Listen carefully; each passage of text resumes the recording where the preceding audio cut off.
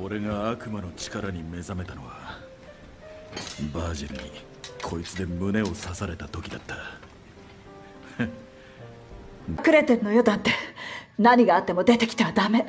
バージルを探してくる。必ず戻るから。人間の血は何よりも大切な煮えだ。この俺が魔界の王となるための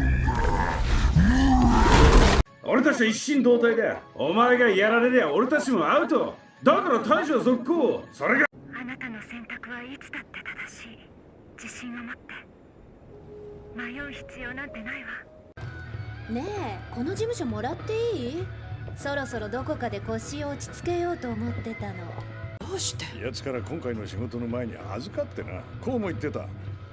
頼むから事務所を守ってくれ。何せあの鬼は腹でも減ってんのか。だったらちょうどよかったな。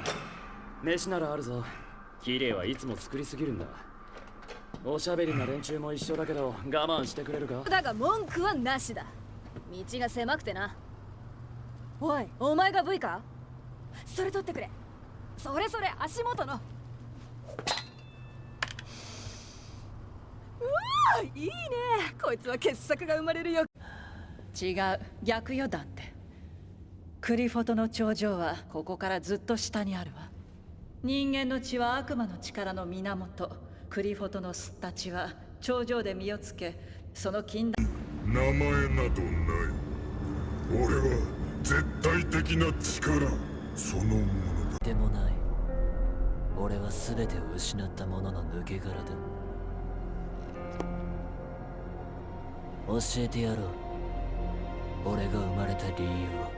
欲しければ力ずくで来い。いつものことだ。